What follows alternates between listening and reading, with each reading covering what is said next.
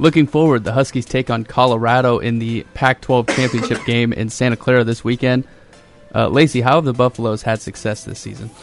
Colorado is strong at running the ball. Their top 2 running backs, as well as their starting quarterback, have a total of 25 rushing touchdowns this season, which is quite a bit. Other than that stat, though, the Buffs aren't very strong on offense in any other area.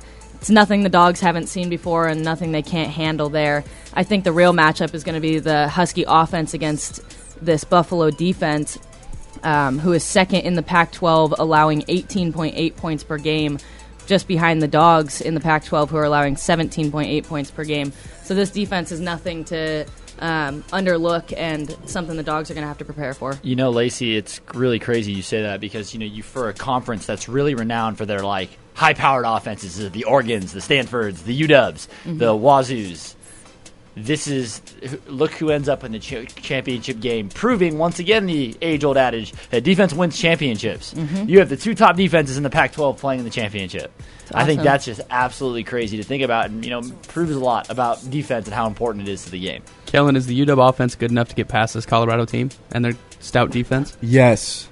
Cephaluffa, like you mentioned there, Lacey, he went to Bellarmine, which is pretty cool. So I know Cephaluffa will be very, very motivated for this game because UW, kind of a quick side note, UW gave him a walk-on scholarship. So the fact that they didn't give him a full ride, I think he's a little bit still frustrated. So he's got some ammo heading into the Husky game.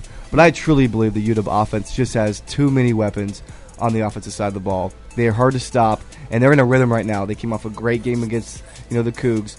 You got John Ross, you got Pettis, you got Coleman. I just said Ross again, but I'm going to say him again. It is so scary how good they are in those skill positions, and they're just so fast. I mean, it's one of those things where, yes, does Colorado have a great defense? No question about it.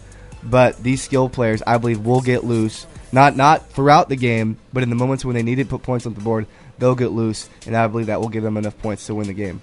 Drew, I think I probably already know the answer to this question, but what is the worst-case scenario for this Husky team? For them to lose.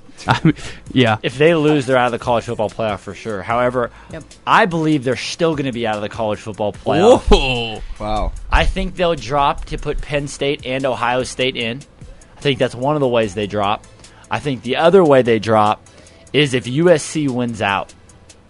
I think USC could slide into that 4 spot at the very end, depending on what happens in the Big Ten championship game. So USC with no conference championships and more losses. Like we talked about last night, they don't give credit to the most improved teams like they should. Yeah, like they should. Basketball. But don't be surprised if USC comes close to 5 or 4. Don't be surprised. I can see them being 5. I don't think they'll get in the tournament. They can't be in the tournament. Yeah. No, that's not going to happen. Well, they can. Should they be? We have a case, no question. Should they be? Possibly.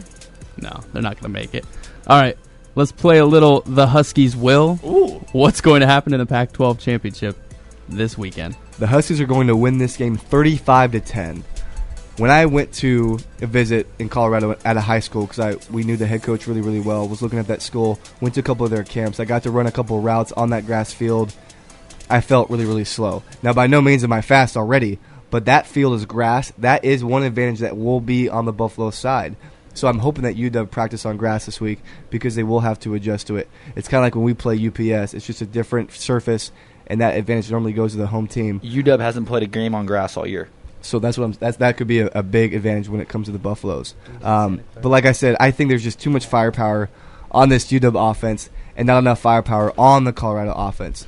Both teams have great defenses like we mentioned before, but at the end of the day, whoever's going to win this game is the team that's going to score more points, and the Huskies have more firepower. The Huskies are going to score more points, 35-10. Lacey, let me know what's going to happen.